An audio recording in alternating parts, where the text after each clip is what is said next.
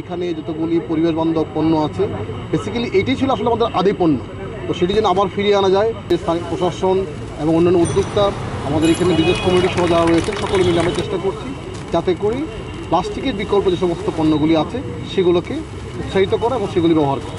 যদি ফায়ার সার্ভিসের গাড়িগুলো সেখানে যেতে না পারে, ভলান্টিয়ার সেখানে খুব দ্রুত পৌঁছতে না পারে, তাহলে কিন্তু আপনার সেটা রেস্কিউ করা সম্ভব না। যে শহরটাকে ঘেরো রাস্তাগুলি আছে সেগুলোকে ফুটপাথকে সরিয়ে একটা নিচে জায়গা করে দিয়েছি, গাড়িগুলোকে একটা জায়গা স্থানান্তরের চেষ্টা করা হচ্ছে যাতে করে যে কোনো ধরনের দুর্ঘটনা ঘটলে আমাদের ফায়ার সার্ভিসের গাড়ি বা উদ্ধারকর্মী যারা আছেন বা ভলান্টিয়ার যারা আছেন তারা যেন সহজে রিস্ক করতে পারেন। মানুষের সব জীবনের চেয়ে মূল্যবান কিন্তু আর কিছু নেই। সুতরাং একজন মানুষ বিপদে পড়লে বা দুর্ঘটনার শিকার হলে তাকে যেন উদ্ধার করা যায়, এটি কিন্তু দুর্ঘটনার পতিত হওয়ার আগে তাকে চিন্তা করতে হবে।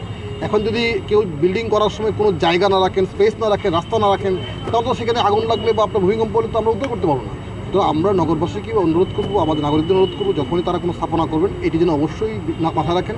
আমরা চেষ্টা করছি যে সমস্ত রাস্তাগুলো অকুপায় হয়ে গেছিলো সেগুলোকে পুনরায় করা, যাতে করে যে কোনো দুর্ঘটনায় আমাদের দুর্ঘটনাকবলিত এলাকায় সহজে আমরা পৌঁছতে পারি, সেটা বন্যা হোক বা অগ্নি দুর্ঘটনা হোক অথবা অন্য যে কোনো কারণে হোক।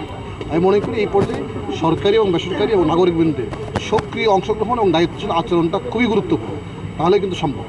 শুধু তো উৎপাদন করলে হবে না, সেইটা বাজারে গিয়ে সেটা সেলিংয়ের এনশিওরিটি করতে হবে।